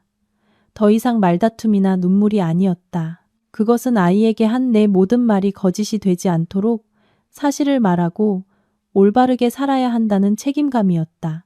나는 곧 서연이와 유라 그리고 이복 형제들 사이에 피할 수 없는 만남이 있을 것이라는 것을 알았다. 모든 것이 어떻게 될지는 몰랐지만 만약 내가 계속 피한다면 가장 큰 상처를 주는 사람은 바로 나 자신이 될 것이라는 것을 이해했다. 그리고 이번에는 더 이상 실수할 수 없었다.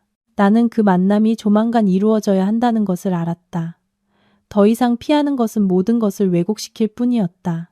며칠 밤을 고민한 끝에 나는 선영에게 솔직하게 이야기했다. 서연이가 유라와 2 아이를 만나게 해주고 싶어. 내가 말했다. 하지만 아이가 준비되었을 때만. 선영은 오랫동안 침묵했다. 나는 그녀가 반대할 것이라고 생각했지만 결국 선영은 단 한 가지 질문만 했다. 이 일을 하는 게 당신 마음이 편해지기 위해서가 아니라 아이를 위해서라는 건 확실해요? 나는 고개를 끄덕였다. 확실해. 선영이 한숨을 쉬었다. 그럼 내가 먼저 서연이와 이야기해 볼게요. 이틀 후 선영이 다시 전화했다.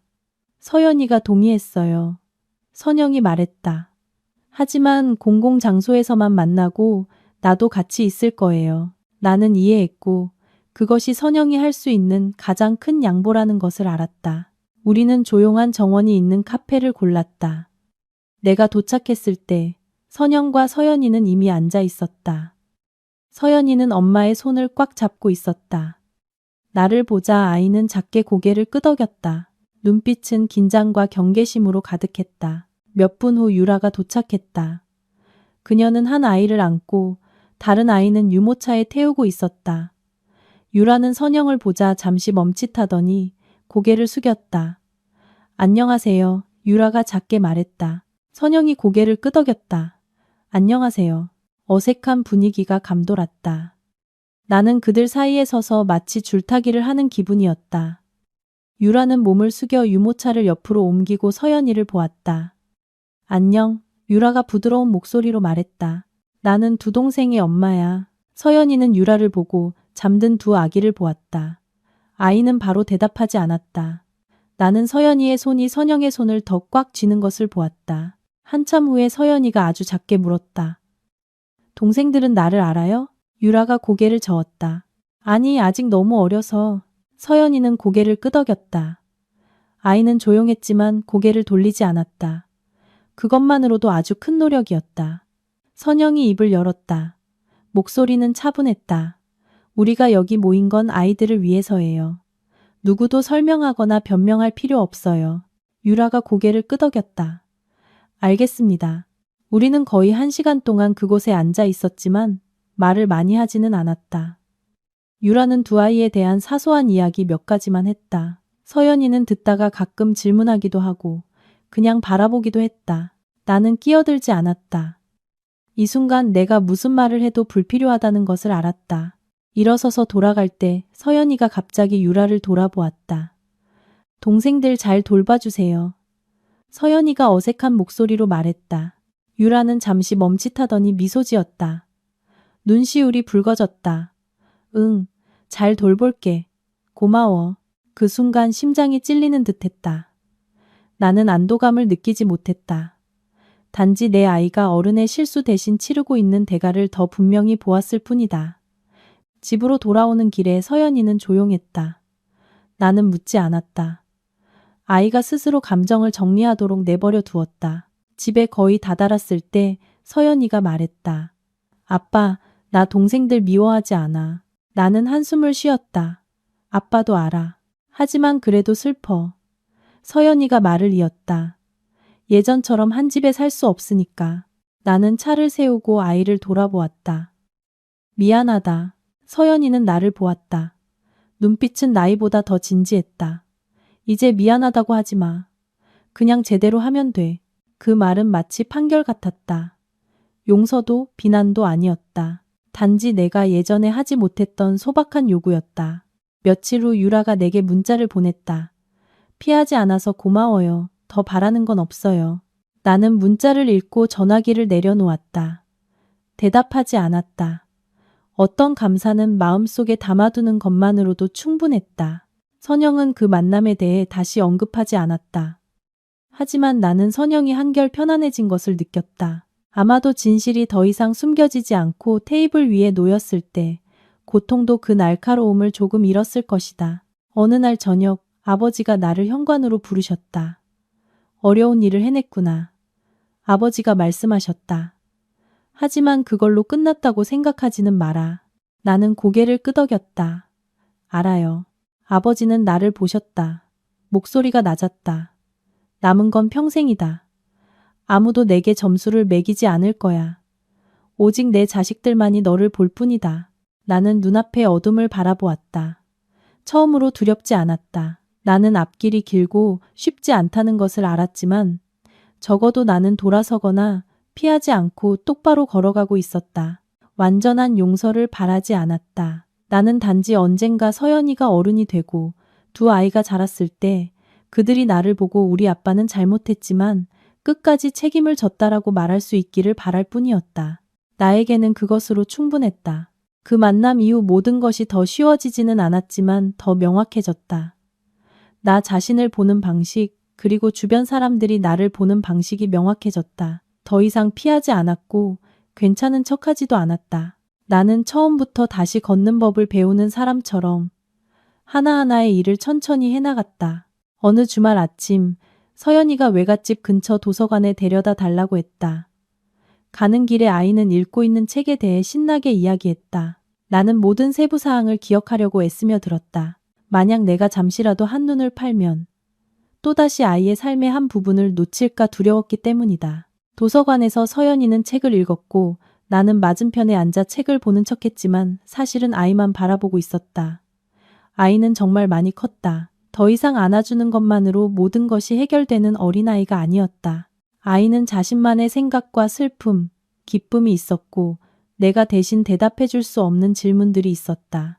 아빠, 서연이가 불렀다. 내가 크면 누구랑 살지 선택할 수 있어? 나는 잠시 멈칫했다.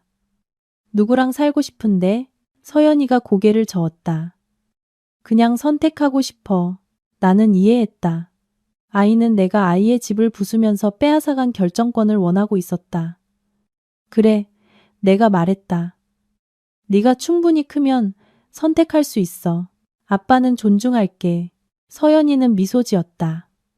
온전하지는 않았지만 내가 방금 작은 옳은 일을 했다는 것을 느끼게 하기에 충분한 미소였다. 그날 오후 나는 두 아이를 보러 갔다. 유라는 집에 없었고 외할머니가 아이들을 봐주고 계셨다. 두 아이는 더 단단해졌고 큰 눈으로 나를 호기심 어리게 바라보았다. 나는 아이들을 차례로 안았다. 익숙하면서도 낯선 기분이었다. 피는 진했지만 감정은 시간이 필요했다. 외할머니는 나를 보며 직설적으로 말씀하셨다. 자네가 내 딸이랑 결혼 안 한 거 원망 안 해. 하지만 자네가 한 말은 기억하게. 내 딸은 혼자서도 잘 살 수 있지만 이 두 아이 자네가 부족하게 만들지는 말게. 나는 고개를 끄덕였다. 명심하겠습니다. 돌아오는 길에 부모님 댁에 들렀다. 어머니는 저녁 식사를 준비하고 계셨다. 나를 보시더니 바로 물으셨다. 오늘 피곤하지 않니? 아니요. 어머니는 그릇을 내려놓고 나를 보셨다. 너무 애쓰지 마라. 강하다는 게 혼자서 모든 걸 참는다는 뜻은 아니야. 나는 앉아서 어머니께 서연이 이야기, 두 아이 이야기, 그리고 사소한 걱정들을 털어놓았다. 어머니는 판단하지 않고 들으셨고 가끔 고개를 끄덕이셨다. 어려운 일을 하고 있구나. 어머니가 말씀하셨다. 하지만 올바른 방향으로 가고 있어. 느려도 괜찮다. 후퇴만 하지 않으면 돼. 그날 밤 선영이 서연이 안부를 묻는 문자를 보냈다. 나는 아이 대신 답장했다. 아이는 잠들었어요. 선영이 답장을 보냈다. 도서관에 데려다줘서 고마워요. 짧은 한 문장이었지만 나는 여러 번 읽었다. 무언가를 기대해서가 아니라 그 한마디를 하기 위해 선영이 얼마나 많은 감정을 내려놓아야 했는지 알기 때문이었다. 일주일 후 서연이가 수학시험에서 낮은 점수를 받았다. 아이는 슬퍼서 내게 말하지 못했다. 나는 선영을 통해 그 사실을 알았다. 나는 아이를 꾸짖거나 설교하지 않았다. 나는 아이와 함께 앉아 한 문제 한 문제 다시 풀었다. 아빠는 수학 잘 못해. 내가 솔직하게 말했다. 하지만 옆에 앉아줄 수는 있어. 서연이는 나를 보고 옅게 웃었다. 그거면 충분해요. 그 말은 아버지의 말씀을 떠올리게 했다. 완벽하길 바라지 마라. 그냥 곁에 있어 주어라. 유라는 다시 일을 시작했다. 우리 사이에 오가는 문자는 짧아졌고 아이들에게 집중되었다.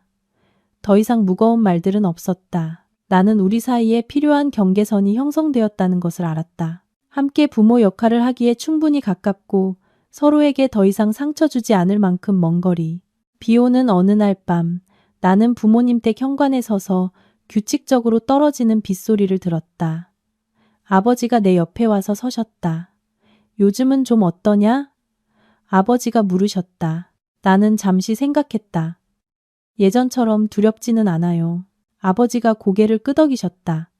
네가 더 이상 도망치지 않기 때문이겠지. 나는 눈앞의 어둠을 보았다. 나는 내 인생이 이제 깔끔한 결말을 맺지 못할 것이라는 것을 이해했다. 아무도 박수 쳐주지 않고 아무도 용서를 선언하지 않을 것이다. 단지 내가 아빠라는 두 글자에 걸맞은 사람이라는 것을 행동으로 증명해야 하는 날들이 이어질 뿐이었다. 그리고 나는 한 가지 더 이해했다. 잔인함이란 누군가 나를 버릴 때가 아니라 누군가 나를 실수 후에 성장하도록 강요할 때, 더 이상 탓할 곳이 없을 때 찾아온다는 것을. 나는 심호흡을 했다. 내일이 더 쉬워지기를 바라지 않았다. 단지 내가 한 걸음 한 걸음 돌아보지 않고 계속 나아갈 만큼의 인내심을 갖기를 바랄 뿐이었다. 모든 것이 궤도에 오른 것처럼 보였다. 그러던 어느 날 오후 서연이가 이상한 표정으로 집에 돌아왔다. 아이는 평소처럼 학교 이야기를 하지 않고 조용히 가방을 내려놓고 소파 구석에 무릎을 감싸고 앉았다. 나는 아이의 눈이 방금 운 것처럼 붉은 것을 알아차렸다. 무슨 일이야? 내가 조심스럽게 물었다. 서연이가 고개를 저었다. 아무것도 아니에요, 아빠. 나는 그것이 할 말이 없을 때가 아니라 하고 싶지 않을 때 하는 말이라는 것을 알았다. 나는 바로 캐묻지 않았다. 아이에게 우유 한 잔을 타서 옆에 놓아주고 적당한 거리를 두고 앉았다. 아주 오랜 시간이 지난 후 서연이가 작고 떨리는 목소리로 말했다. 오늘 친구가 우리 아빠 나쁜 사람이냐고 물어봤어요. 심장이 쿵 내려앉았다. 친구가 그렇게 말했어? 서연이가 고개를 끄덕이며 시선을 내렸다. 친구가 아빠는 다른 사람이랑 아기를 낳았으니까 나쁜 사람이랬어요. 나는 심호흡을 했다. 언젠가 올 줄 알았던 순간이었지만 막상 닥치니 무력하게 느껴졌다. 너는 뭐라고 대답했어? 내가 물었다. 모르겠어요. 서연이의 목소리가 메었다. 그냥 창피했어요. 창피했다는 두 글자가 칼날처럼 박혔다.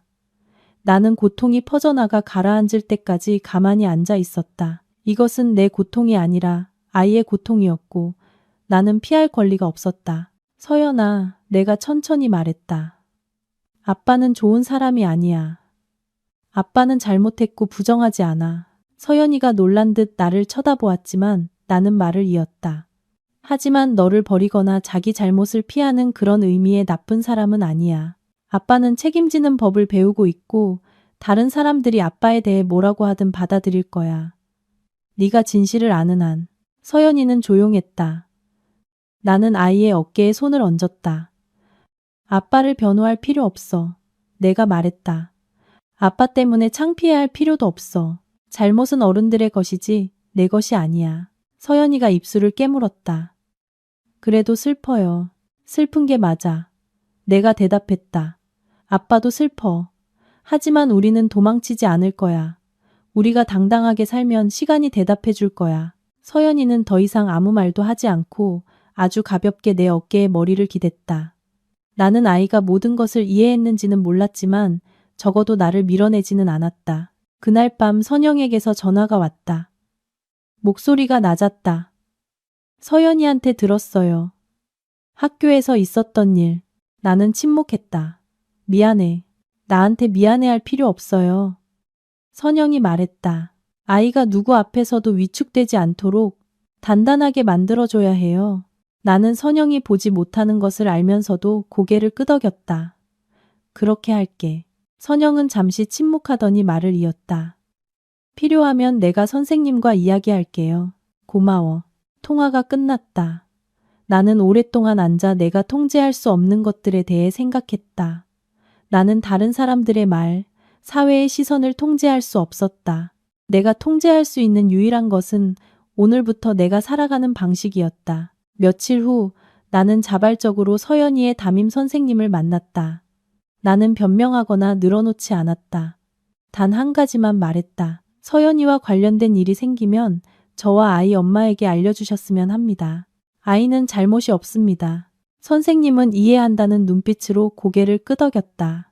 나는 학교를 나오며 등이 조금 가벼워진 것을 느꼈다.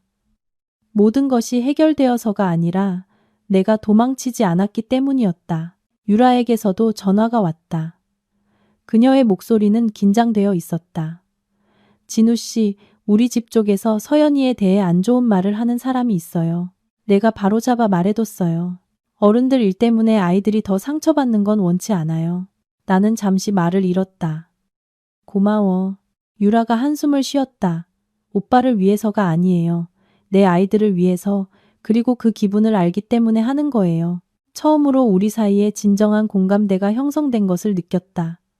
애정 때문이 아니라 책임감 때문이었다. 그날 저녁, 나는 서연이를 데리고 산책을 했다. 아이가 내게 물었다. 아빠, 나중에 내가 미움받을까? 나는 멈춰서서 아이의 눈을 똑바로 보았다. 아니, 네가 착하게 살면 아무도 널 미워할 권리가 없어. 만약 미워하는 사람이 있다면 그건 네 잘못이 아니야. 서연이가 고개를 끄덕였다. 그럼 나 착하게 살래. 그 말에 나는 목이 메었다. 나는 내 인생의 가장 큰 교훈이 나를 위한 것이 아니라 내 실수를 통해 아이에게 주어진 것이라는 것을 문득 깨달았다. 그날 밤 나는 혼자 누워 잠을 이루지 못했다.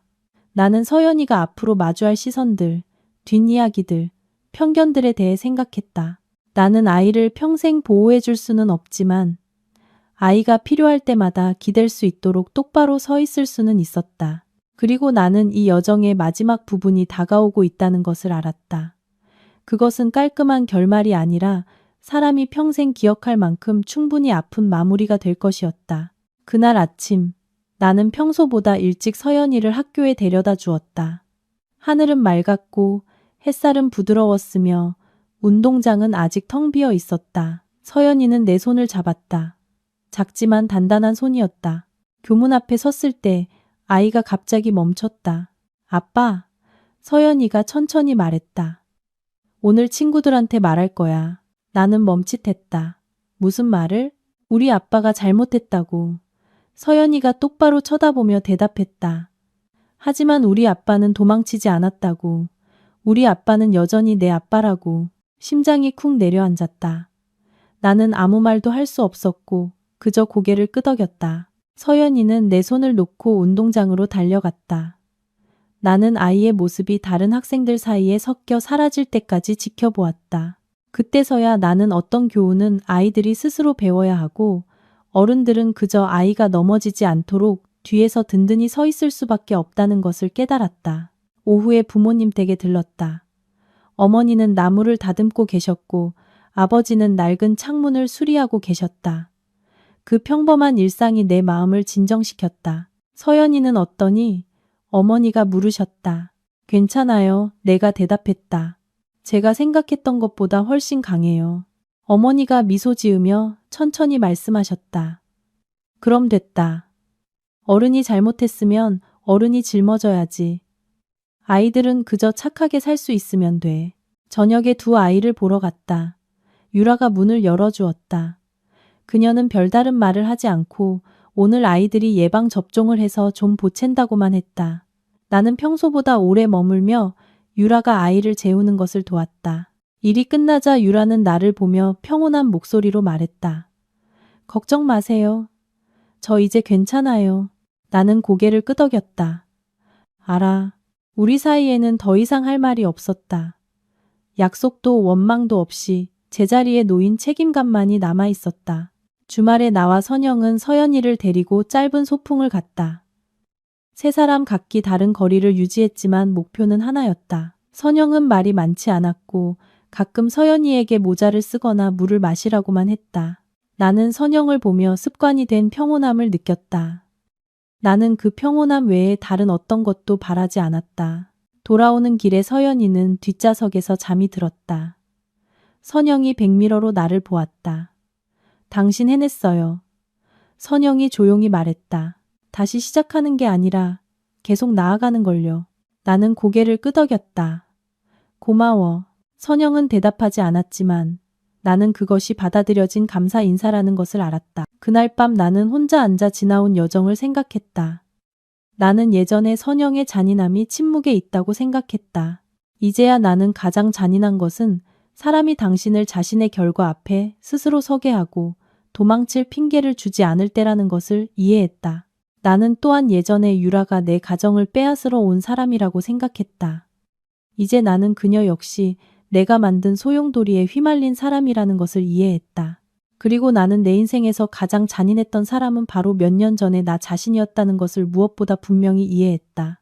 다음 날 아침 나는 서연이를 학교에 데려다 주었다. 아이가 돌아보며 손을 흔들었다. 아빠, 나 데리러 오는 거 잊지 마. 잊지 않을게. 내가 대답했다. 나는 차를 돌려 익숙한 길을 천천히 달렸다. 미래가 어떻게 될지는 몰랐다.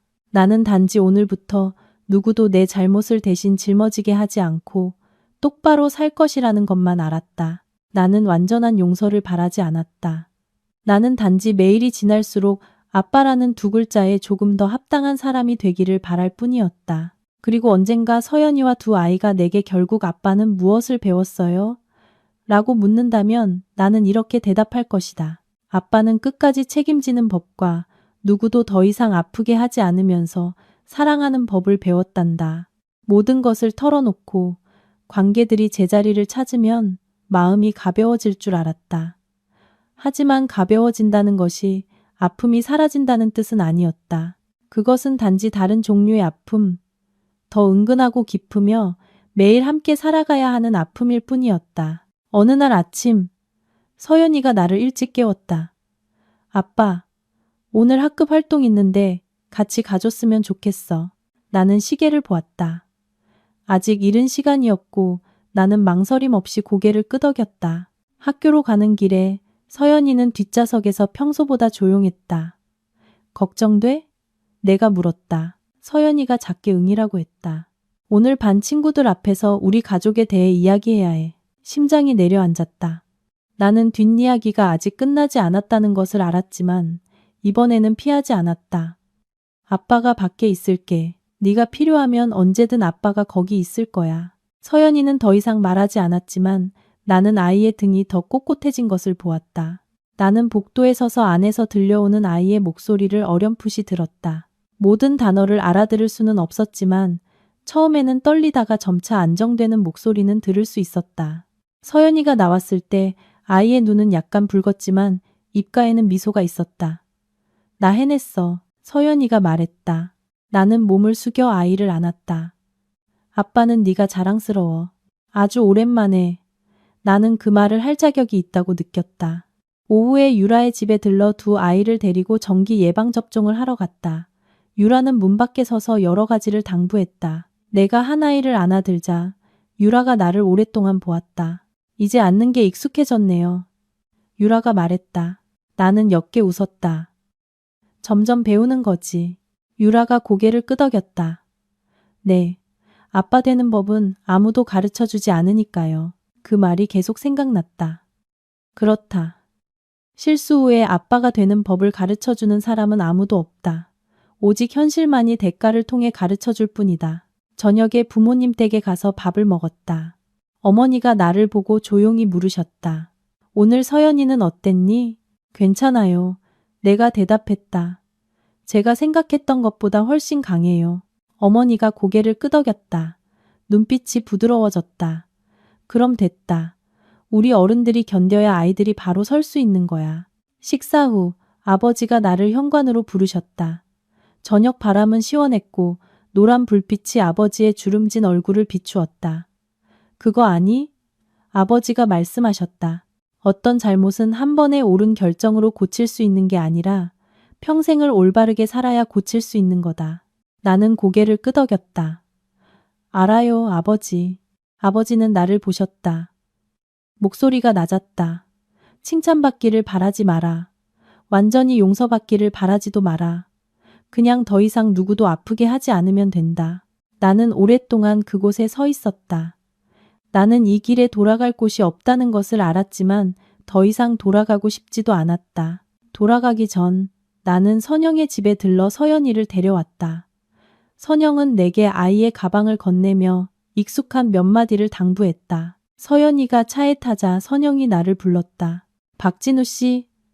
선영이 평온한 목소리로 말했다. 더 이상 당신을 원망하지 않아요. 하지만 돌아가지도 않을 거예요. 이해해 주길 바라요. 나는 선영을 보며 고개를 끄덕였다. 이해해. 선영이 안도의 한숨을 쉬었다. 그거면 충분해요. 돌아오는 길에 서연이가 의자에 머리를 기대고 아주 작게 말했다. 아빠, 오늘 나 더 이상 창피하지 않았어.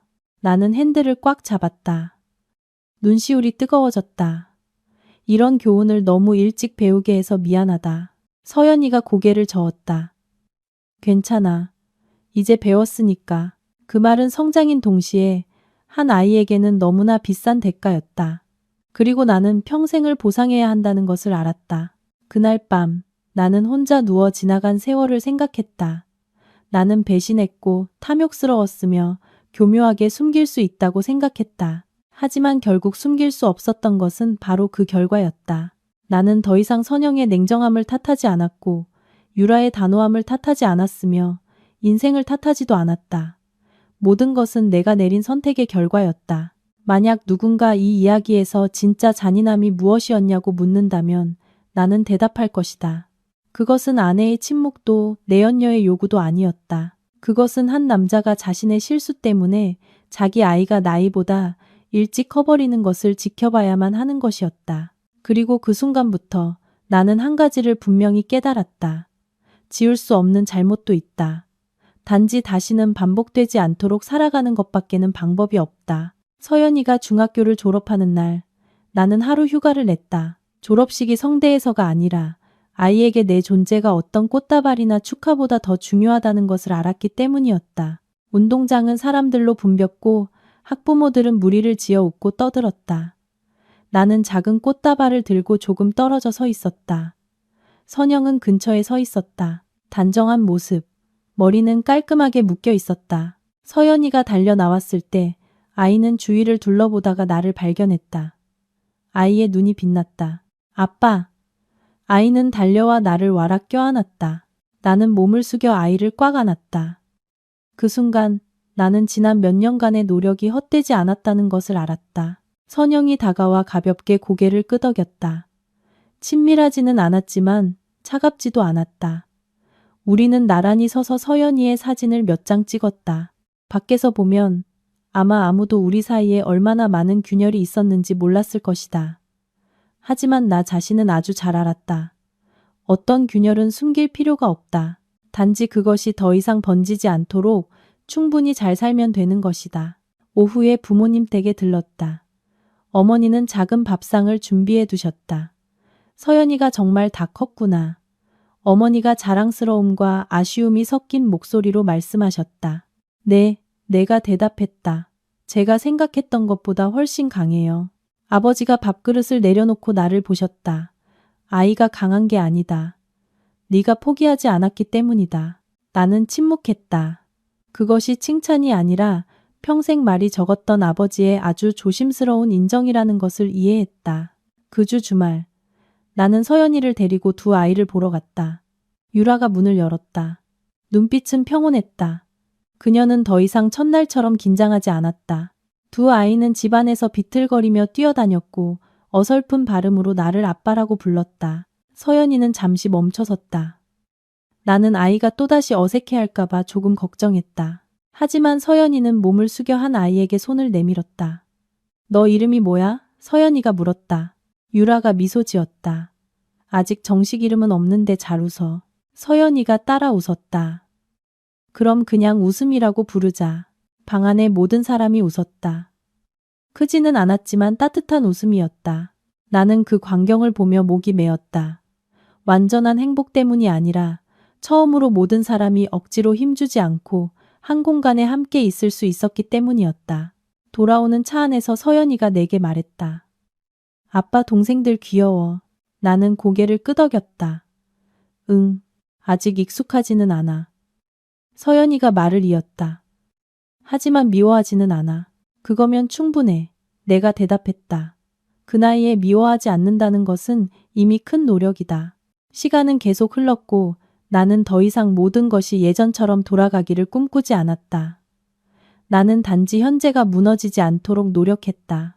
나는 규칙적으로 일했고 가능할 때마다 서연이를 데려다 주었고 약속대로 두 아이를 방문했고 매주 부모님과 저녁을 먹었다. 삶은 화려하지 않았지만 명확했다. 어느 날 저녁 서연이가 공부하다가 내게 물었다. 아빠, 만약 예전에 아빠가 잘못하지 않았다면 우리 집은 달랐을까? 나는 오랫동안 침묵하다가 사실대로 말했다. 응, 달랐을 거야. 하지만 아빠는 돌아갈 수 없어. 서연이는 나를 보았다. 그럼 아빠는 후회해? 나는 고개를 끄덕였다. 응. 하지만 더 이상 후회하며 살지는 않아. 책임감으로 살아. 서연이는 무언가를 기억하려는 듯 고개를 끄덕였다. 나는 이 대답들이 아이를 오랫동안 따라다닐 것이고 어쩌면 아이가 엄마가 될 때까지도 그럴 것이라는 것을 알았다. 어느 날 저녁 선영에게서 문자가 왔다. 지난 몇 년간 고마웠어요. 그게 다였다. 나는 여러 번 읽고 나서 전화기를 내려놓았다. 어떤 감사는 이어가기 위해서가 아니라 마무리하기 위해 존재했다. 유라에게서도 문자가 왔다. 저 괜찮아요. 아이들도 괜찮고요. 걱정하지 마세요. 나는 한숨을 내쉬었다. 그 안도감은 내가 더 이상 특별한 위치에 있어서가 아니라 내가 도망치지 않았기 때문이었다. 그날 밤 나는 혼자 앉아 내 자신의 이야기를 생각했다. 나는 예전에 온화한 여자의 잔인함이 침묵에 있다고 생각했다. 하지만 이제 와서야 진짜 잔인함은 사람이 질투하지도 소란을 피우지도 복수하지도 않고 조용히 당신의 인생에서 자신을 빼내어 당신이 스스로 자신의 결과 앞에 서게 만드는 것이라는 것을 깨달았다. 아무도 소리 지르며 나를 아프게 하지 않았다. 그들은 냉철함으로 나를 아프게 했다. 만약 누군가 나에게 이 모든 것에서 얻은 가장 큰 교훈이 무엇이냐고 묻는다면 나는 이렇게 말할 것이다. 침묵이 약함이라고 생각하지 마라. 인내하는 사람이 패배자라고 생각하지 마라. 그리고 절대로 한순간의 이기심 때문에 가족의 평화를 바꾸지 마라. 그 대가는 바로 오지 않지만 아주 오랫동안 아주 깊이 당신을 따라다닐 것이며 피할 방법은 없다. 나에게는 완벽한 결말이 없었지만 계속 살아갈 만큼 충분히 명확한 삶이 있었다. 나는 완전한 용서를 바라지 않았다. 나는 단지 내 아이들이 자랐을 때 우리 아빠는 잘못했지만 도망치지는 않았다라고 말할 수 있기를 바랄 뿐이다. 나에게는 그것으로 충분했다. 이야기는 끝났지만 그 여운은 각자의 마음속에 오랫동안 남을 것입니다. 단순히 불륜, 배신, 이혼에 대한 이야기가 아니라 더 깊게는 책임, 인과응보, 그리고 인생에서 잘못된 선택이 치르는 진짜 대가에 대한 이야기이기 때문입니다. 어떤 실수는 일어났을 때 침묵하기만 하면 지나갈 것이라고 생각합니다. 하지만 현실에서 침묵은 잘못을 지우지 못합니다. 그것은 단지 그 결과를 더 무고한 사람들, 특히 자녀들에게 떠넘길 뿐입니다. 진우, 선영, 유라, 그리고 서연이의 여정을 통해 우리는 한 가지를 분명히 알 수 있습니다. 가장 큰 고통을 겪는 사람은 배신자가 아니라 믿었던 사람들입니다. 아내의 잔인함은 복수나 절규에 있는 것이 아니라 단호하게 손을 놓아버림으로써 잘못을 저지른 사람이 남은 평생 동안 그 결과와 마주하게 만드는 것에 있습니다. 그리고 바로 그 지점에서 남자는 가장 큰 상실이 아내를 잃는 것이 아니라 자기 아이의 눈에서 순수함을 잃는 것이라는 것을 깨닫게 됩니다. 교훈은 당사자들 뿐만 아니라 우리 모두에게 해당됩니다. 유혹 앞에 섰을 때 스스로에게 물어보십시오. 오늘 내가 나를 만족시킨다면 내일 그 짐을 짊어질 사람은 누구인가? 가정이 무너질 때 어른들은 견디는 법을 배울 수 있지만 아이들은 그렇지 못합니다. 그들은 대답 없는 질문들, 사회의 탐색적인 시선들, 그리고 부모가 남긴 상처들과 함께 자라납니다. 만약 당신이 아내, 남편, 연인이라면 기억하십시오. 정절은 단지 도덕이 아니라 자녀의 미래에 대한 책임이기도 합니다. 만약 당신이 이미 잘못을 저질렀다면 도망치지 마십시오. 도망치는 것은 잘못을 다음 세대까지 연장시킬 뿐입니다. 오직 용감하게 바로 서서 책임을 질 때 당신의 자녀가 세상 속에서 고개를 들 수 있습니다.